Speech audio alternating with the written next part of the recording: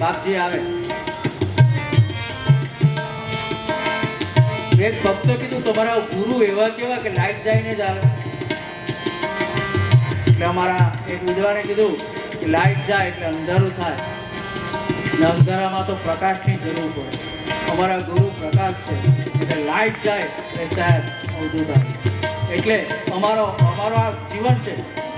આ જીવનમાં અંધારું છે, અંધારું હે તોય અમોને પ્યારું છે.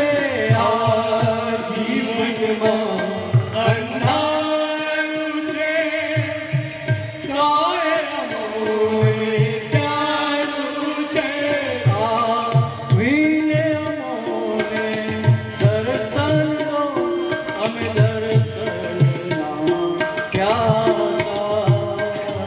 અવધૂત મેં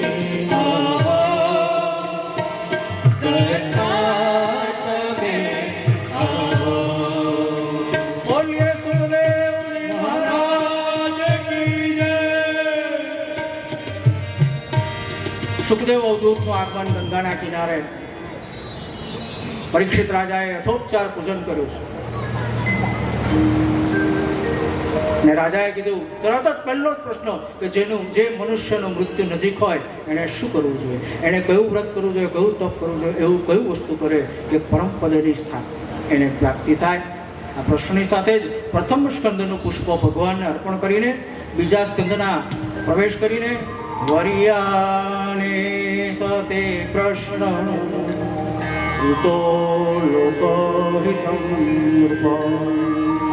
આત્મા વિત્સ સંમત દુષામ શુક્રમ વ્યાધિય પરમ. બીજો સ્કંદ સાધન લીલા છે, ભગવાનનો ડાબો છે. રાજા તારો પ્રશ્ન સુંદર છે, કારણ કે તું એ લોકહિત માટે. આજે થોડું મોડું થશે, ચાલશે. આજની કથા છે ને મારે દત્ત ભગવાન આવવાના છે, એટલે દત્ત ભગવાન પાસે પહોંચતા મારે 2 સ્કંદને પતાવવાના. એમ તો 3, ચોથા સ્કંદમાં દત્ત આવશે. આજની કથા થોડી એમ મારે કેટલું કાપીને આટલી બોલતું છે. બધી જો બોલવા જાય તો રાતના 10 વાગે નહીં પૂરી થાય. હા, આજે અમારા અષ્ટલમને બી મારે છોડવું પડે. મારા હારું આવ્યો તો એની ઈદમાં મારે છોડવું પડે કે તું બી આનંદ કરે.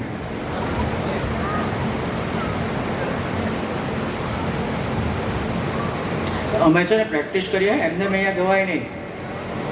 અડધો 1 કલાક આ બધા અમારી સાથે સાચ બોલાવીએ પછી અહીંયા ગાવા.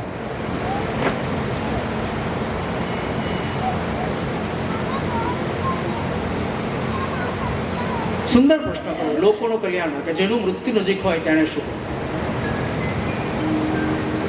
આપણે એક વિચાર કરવો જોઈએ કે મૃત્યુ કોનું નજીક, આપણું કે પરીક્ષિતનું. પરીક્ષિતને તો ખબર જ હતી લંઘિત મર્યાદમ તક્ષક સપ્તમે, અને કે 7 દિવસ તને 7મા દિવસે જ નાક કરશે. એનો મતલબ કે 7 દિવસ લગીને એને મૃત્યુ લડવાનું. આપણું નક્કી છે 1 કલાકમાં શું થવાનું. ન જાણ્યું જાણકી ના થાય. કાલ સવારે રવિપતિ સોમ છે, ત્રીજો મંગળવાર, ચોથો બુધ ગુરુ, પાંચમો છઠ્ઠો શુક્રવાર. આપણું ક્યારે થવાનું કોઈને ખબર ને. ખબર જો પડી જાય તો શું કરું? તો આમંત્રણ પત્રિકા લખાવાય.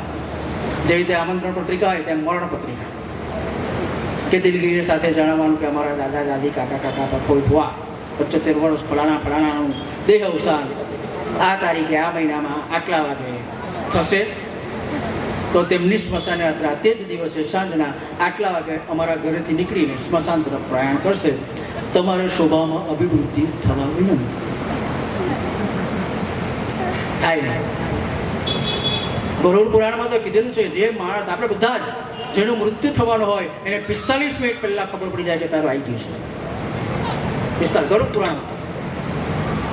પણ એમાં આપણે આજે પાસે સમય નથી એટલે આ 5 દિવસમાં લઈશું. શું આવે અપમૃત્યુ કોને કહેવાય? આ ખબર પડી જાય તો બીજો એક ફાયદો થાય કે બધા સગાઓને મળી લેવાય બધાને. વ્હીલ બદલવું હોય તો બદલી દેવાય. પણ આ ફાયદો ખાલી પરીક્ષિત નથી આપણને. તો મૃત્યુના ચિહ્નો બતાવવામાં આવ્યા. જાણવું છે બધા મૃત્યુ ક્યારે છે એવું? મારું મૃત્યુ અત્યારે મારા 52 વર્ષ છે. હજુ 3 વર્ષ 55 કે 56 ના ચૈત્ર મહિનામાં જ એ 9 સુધીમાં એકમથી 12 એકમથી 9માં બપોરે 12 વાગ્યા એક્સટેન્શન આપે ઠીક છે. બાકી મેં મારું જોયું. તમને મારાથી નહીં કહેવાય. તમારું ક્યારે છે એ તો આવવાનું 10 વર્ષ પછી. પણ કેમ તો થોડા એટેક આવી જાય ત્યાં જ મુકાઈ દે અંદર બનાવાય. જાણવું છે ને મૃત્યુ ક્યારે? હા,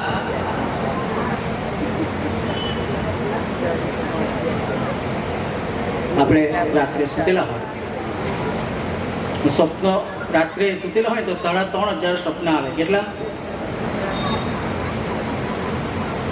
સ્વપ્નમાં સુતેલા હોય ને રાત્રે અરુંધતીનો તારો ઉત્તર દિશામાં હોય અથવા તો પૂર્વ દિશામાં હોય, એ તારો આપણને ન દેખાય, ચમકતો હોય લાલ કલરનો અરુંધતીનો તારો છે, એ ન દેખાય એટલે સમજવાનું કે 1 વર્ષમાં સ્વપ્ન આવે તો સમજો મારી વાત.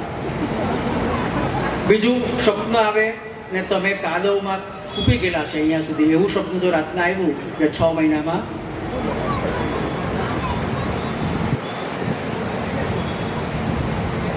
ગધેડા પર બેઠેલા હોય એવી સવારી તમને જો દેખાય રાતના સ્વપ્નમાં, સાંભળજો સ્વપ્ન, તો 4 મહિના. સ્વપ્નમાં તમને માથું હોરતો હોય અને તમારું એમ ક્રિયા દેખાય પણ મસ્તક ન દેખાય ને ખાલી ધડ જ દેખાય તો 1 મહિના સ્વપ્નમાં. આ તો સ્વપ્ન આવે તો એકદમ ઇઝી ક્રિયા બતાવું, એકદમ ઇઝી. ક્યારે છે જાણવું હોય તો આ 2 આંગળી લેવાની, કાનમાં નાખવાની, કાનમાં નાખીને એમ પ્રેસ કરવાની એટલે અંદરથી અંતર ઉતરી જાય. આવો અવાજ સંભળાય તો સમજવાનું ઠીક છે, પણ અવાજ જો નહીં સંભળાયો કે 24 કલાકમાં તમે તારે. અત્યારે કોઈ કાનમાં આંગળી નાખવાની નથી.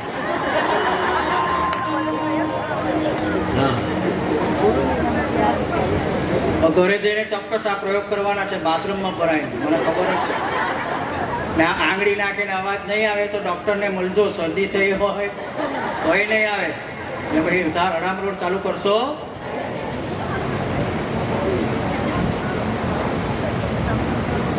રાજાએ પ્રશ્ન કર્યો એટલે સુખદેવ અવધૂત કહે કે રાજન, મારે તારા માટે જો તને મોક્ષની પ્રાપ્તિ થાય અથવા પરમ પદની પ્રાપ્તિ કરવી હોય તો મારે તને ભાગવત શીખવું.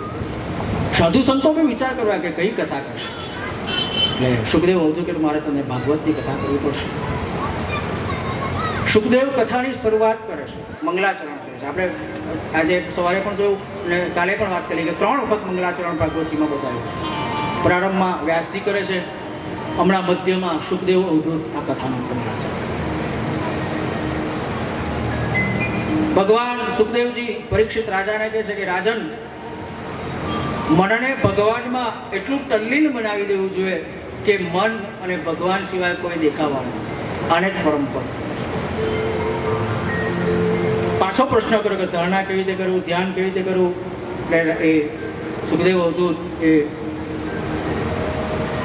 આસન શુદ્ધિ વગેરે બતાવે છે. વિરાટ પુરુષનું ધ્યાન કરવું છે. અને સુખદેવ અવધૂત એ કથાનો પ્રારંભ કરે છે કે એક વખત શિવ અને શિવા, શિવ અને શિવા એટલે ભગવાન મહાદેવ એ તપ કરતા હતા. એના પ્રસ્તવેદમાંથી એક અંગૂઠા માટલાનો એક જીવ ઉત્પન્ન થયો. એ જીવ ધીમે ધીમે મોટો થયો અને પછી એ જે સ્વરૂપ ધારણ કર્યું એ વિરાટ પુરુષનું ધ્યાન કર્યું. વિરાટ પુરુષે ભગવાન શિવને પૂછ્યું, આ શિવ પુરાણના અંતર્ગતની વાત છે કે મારું નામ શું? તો કે અત્યારે કઈ નહીં. તમે અત્યારે મારે શું કરવાનું? તો કે તપ કરો. એ પુરુષ તપ કરવા બેસે છે. એ તપના પ્રભાવથી આજુબાજુ પાણીના ફુવારા નીકળવા લાગ્યા. ચારે કોર પાણી પાણી પાણી થવા માંડ્યું. પાણીનું એક નામ છે નાર. પાણીનું એક નામ છે અને આજુબાજુ પાણી થવા માંડ્યું. એ પાણીમાં એ પુરુષ રહેવા લાગ્યો અને એનું નામ જે પાડ્યાનું છે યણ એટલે રહેનાર. યણ એટલે રહેનાર, અને નાર એટલે પાણી, પાણીમાં રહેનાર એ જ બોલાય છે. નારાયણ ભગવાન કી જય. આ નારાયણની વ્યાખ્યા, પાણીમાં રહેનાર વિષ્ણુ પરમાત્મા.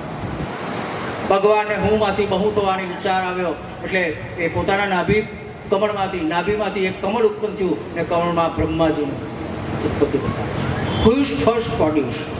બ્રહ્માજીને આદેશ થયો કે હવે તમે હું માંથી બહુ બનાવો. બ્રહ્માજી કઈ રીતે વિચાર? પહેલા આંબો કે કેરી, સ્ત્રી કે પુરુષ, અલગ અલગ પદ્ધતિ, અલગ અલગ શાસ્ત્રમાં, અલગ અલગ સમાજમાં, અલગ અલગ ધર્મોમાં અલગ અલગ પદ્ધતિ બતાવે છે. કોઈક સમાજમાં સ્ત્રીના પેડામાંથી સામ્યતા નથી, સામ્યતા હોવી જોઈએ. કોઈક સમાજમાં સ્ત્રીના પગમાંથી ઉત્પત્તિ પુરુષને બતાવી, કોઈક સમાજમાં પેડામાંથી બતાવી. સામ્યતા કઈ રીતે આવે? પણ સામ્યતા આપણા સનાતન ધર્મમાં બ્રહ્માજીને હુંમાંથી બહુ થવાનો વિચાર આવ્યો એટલે બ્રહ્માજીનું જમણું અંગ એમાંથી એ જે ઉત્પન્ન થયા એ જ મનુ ભગવાન, અને બ્રહ્માજીનું ડાબું અંગ એમાંથી જે સ્ત્રી ઉત્પન્ન થઈ એ જ એ મહારાણી શત્રુપા. બોલીએ મનુ ભગવાન કી જય, શત્રુપા મહારાણી કી જય. બ્રહ્માજીનું જમણું અંગ કોણ? પુરુષ, મનુ ભગવાન. ડાબું અંગ શત્રુપા, સ્ત્રીઓ. સ્ત્રીઓના ડાબા હાથમાં તાકાત વધારે. કેમ? તો કે ડાબું અંગ છે.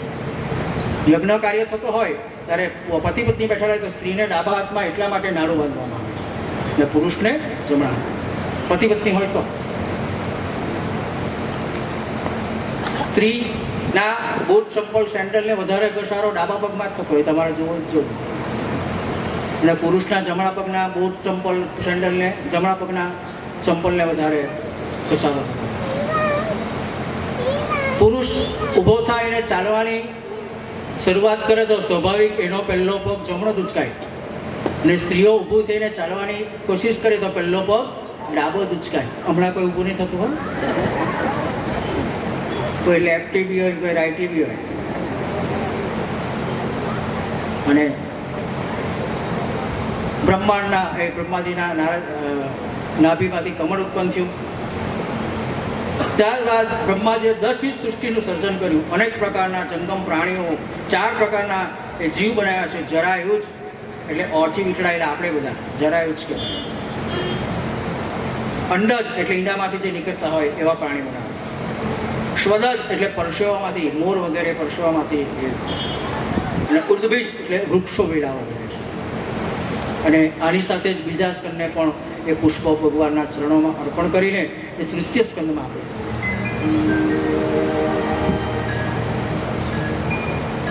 પોતાની સગવડતાને તૃતીય સ્કંદના પ્રારંભમાં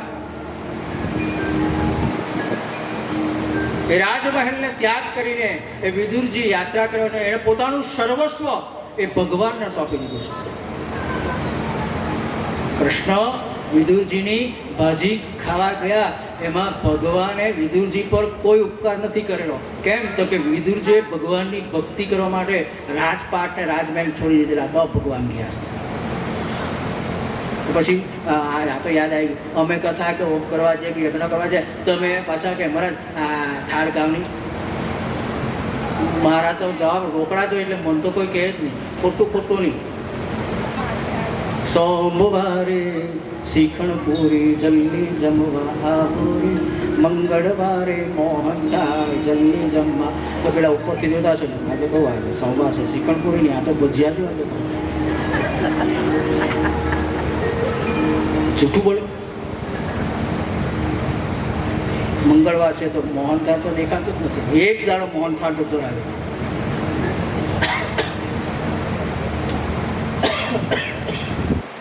મારા ગુરુ મહારાજનું પાદુકા પૂજન થતું ને સર, એમાં થાર ગવાય, બ્રાહ્મણો થાર ગાય. થાર ગાય તે વસ્તુ મૂકેલું જ હોય. આલાજી મારા આર્યા તુરિયા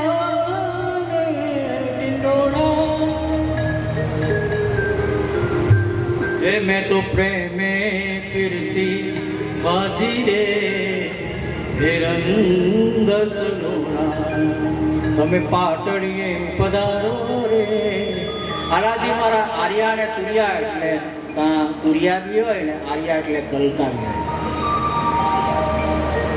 હાલાજી મારા આર્યા તુરિયા ને ટિંડોળા, ટિંડોળાનું શાક પર મેં તો પ્રેમે પીરસી ભાજી રે ભાજી. જૂઠું જૂઠું ગાવાનું. પછી બ્રહ્માજીએ ધ્યાન ધર્યું, એના મનમાંથી 4 માનસ પુત્રો ઉત્પન્ન થયા: સનંદન, સનાતન અને સનત. બ્રહ્માજી કીધું કે તમે મૈથુની સૃષ્ટિનો પ્રારંભ કરો. બોલે કે અમને આ કામ અમારું નથી. ત્યારબાદ બ્રહ્માજીએ પોતાના શરીરમાંથી 10 પુત્રો ઉત્પન્ન કર્યા છે. બ્રહ્માના ગોદમાંથી નારદ, અંગૂઠામાંથી દક્ષ, પ્રાણથી વશિષ્ઠ, ચામડીમાંથી ભૃગુ, હાથમાંથી કુષ્ઠ, નાભીમાંથી પુલ, કાનોમાંથી પુલસ્ય, મુખમાંથી અંગીરા, આંખોમાંથી અત્રી, મનમાંથી મરચી. આપણે પ્રથમ જ જોઈ ગયા છે કે મનુ અને શત્રુપા. જમણું અંગ એ મનુ ભગવાન, ડાબુ અંગ એ શત્રુપા. મનુ મહારાજ અને શત્રુપાના 5 સંતાન થયા છે. કેટલા? આ યાદ રાખજો, હવે વચ્ચે આવશે કથા બધી પાછી. હા, તમને પૂછા તો તમને એમ થાય દક્ષિણા તમે લેવાના. મેં તો લેવાનો જ નથી. હું કાંઈ યાદ રાખું? એ તો એવું નહીં બને. અમે કથા સાંભળવા જઈએ, એ મળે જ્ઞાન પણ કઈ ન. આજે હું મસ્તીમાં છું. હા, સેવૈયા ખવડાય નથી ચાલે.